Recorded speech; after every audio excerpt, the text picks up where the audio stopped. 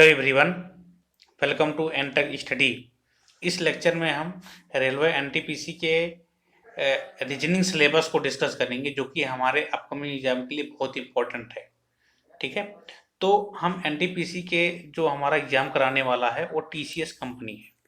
ठीक है, TCS company जो है वो एनटीपीसी का एग्जाम लेगी। तो हमारे उसके एग्जाम पैटर्न के हिसाब से वो क्वेश्चन कैसे पुटअप करती है, उसके हिसाब से मैंने इस सिलेबस को क्रम वाइज से सुव्यवस्थित किया है, ताकि आपको पढ़ने में आसानी रहे। कौन कौन से टॉपिक को पढ़ के जाना है, कोई टॉपिक छोड़ना नहीं है आपको, तो उसको हम अच्छे तरीके से आपको बताएंगे। वीडियो को लास्ट तक आप ज़रूर देखें। तो इस वीडियो में हम डिस्कस करेंगे कौन कौन से टॉपिक आपको पढ़ना है, और प्रीवियस ईयर का क्वेश्चन कहाँ से आपको एक्सरसाइज करना है, कहाँ से प्रैक्टिस करनी है।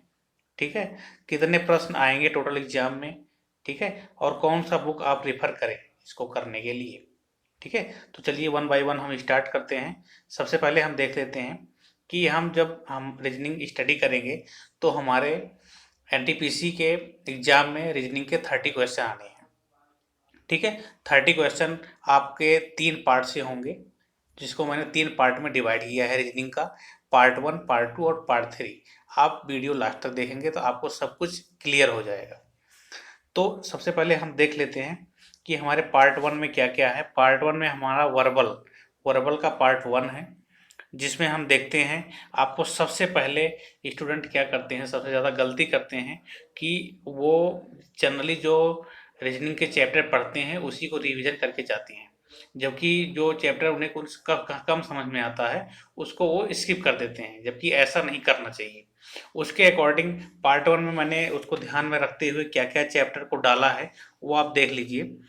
पहला चैप्टर है कथन एवं पूर्व धारणा। इसको आपको अच्छी तरीके से पढ़ना है। रेलवे इन सब टॉपिक्स से क्वेश्चन काफ़ी पुटअप करता है, जो लोग इसको स्किप कर देते हैं और पढ़ाई नहीं करते इन सब चैप्टरों को। तो सेकेंड चैप्टर है कथन एवं निष्कर्ष। थर्ड चैप्टर है कथन एवं तर्क। तो इन 3 चैप्टर को आपको एक साथ पढ़ना है, ताकि आपका कंसेप्ट क्लियर हो जाए, आपका कंसेप्ट बिल्डअप हो जाए कि 3 चैप्टर जो हैं हम इनमें क्या डिफरेंसेस है, इनको अलग अलग हम कैसे समझ पाएंगे। इसलिए इन तीनों चैप्टर को आपको एक साथ स्टडी करना है। ठीक है, इसी प्रकार से आगे बढ़ते हैं। तो हमारे पास एक है कथन तर्क शक्ति, दूसरा है कथिन गणितीय संक्रियाएं, तीसरा है गणितीय कथन एवं निष्कर्ष। ये 3 चैप्टर को आपको बिल्कुल एक साथ पढ़ना है। ठीक है, इससे क्वेश्चन आप उठा के देखेंगे। ग्रुप डी का पेपर जिसने टीसीएस ने लिया था, और रेलवे में जो एनटीपीसी का हुआ था 2016 में, उसने भी टीसीएस ने कंडक्ट कराया था। और अभी जो एग्जाम हुआ था लोको पायलट और टेक्नीशियन का, उसको भी टीसीएस ने कराया था।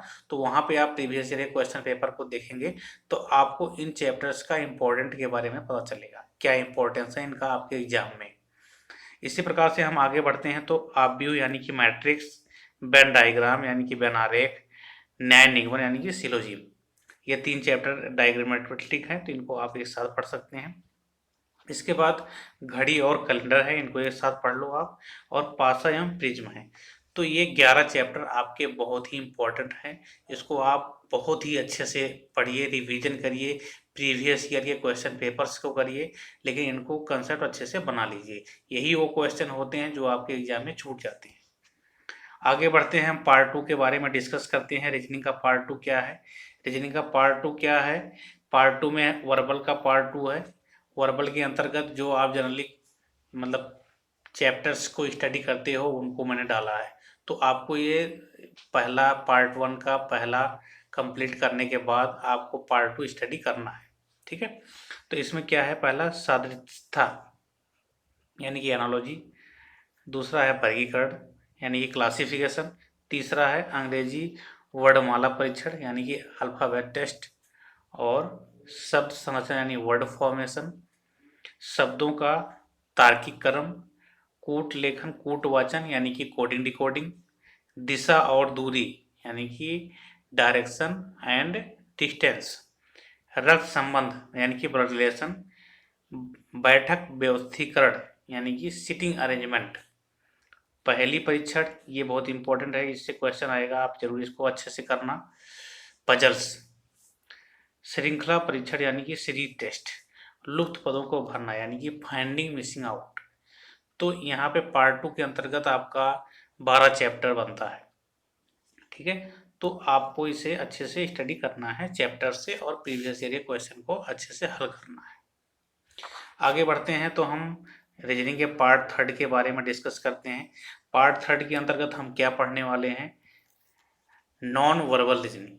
नॉन वर्बल रीजनिंग में हम क्या क्या पढ़ेंगे, जो फिगर वाले क्वेश्चंस होते हैं, आप कोई बुक ले लेंगे उसमें लास्ट में दिया रहता है ये चैप्टर्स, तो उनको आप सिंपली एक बार देख के जाएंगे तब भी सारे क्वेश्चन इनके नॉन वर्बल के आसान से क्वेश्चन आते हैं, इनको आप कर लेंगे, ठीक है।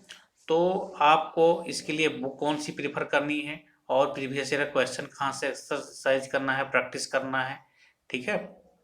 तो बुक के लिए आप कोई भी पतली सी बुक मार्केट से ले सकते हैं, या आपके पास जो भी बुक है रीजनिंग की उससे आप चैप्टर से कुछ क्वेश्चन 10-20 क्वेश्चन करो और कंसेप्ट बना लो, ठीक है। जैसे अरिहंत पब्लिकेशन की एक बुक आती है जो पतली बुक होती है, उसमें सारे चैप्टर दिए हुए हैं, वहाँ से आप क्या कर सकते हैं, हर एक चैप्टर को पढ़ के उनका अच्छे से उनका कंसेप्ट बिल्डअप कर लीजिए। इसके बाद उससे हर चैप्टर से आपको सारे क्वेश्चन नहीं अटेंड करने हैं क्योंकि आपके पास टाइम बहुत कम है, इसलिए क्वेश्चन को कम से कम वहाँ से बनाइए ताकि आपका कंसेप्ट बिल्डअप हो।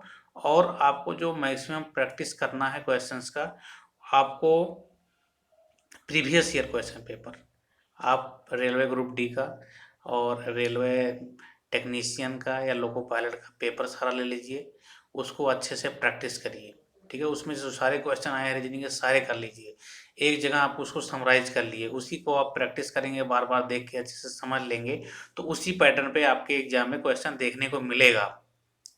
तो एक बहुत इंपॉर्टेंट सीक्रेट है जो आपको समझ में आ गया होगा, तो आप अच्छे से स्टडी करके रीजनिंग में अच्छे से अच्छे मार्क्स ले आएंगे, ठीक है। तो इस लेक्चर में हमारा बनाने का मकसद यही था कि आपको कहाँ से स्टडी करना है, कितना स्टडी करना है, क्योंकि अभी टाइम बहुत कम है, अब आपको रिवीजन बहुत तेज़ी से करना है, इसलिए आपको ये शॉर्ट में समझ में आ गया होगा, ठीक है। तो इस लेक्चर को मैं यहीं समाप्त करता हूँ। जाने से पहले आप एंटर स्टडी को चैनल को लाइक करिए, शेयर करिए और चैनल को सब्सक्राइब करिए।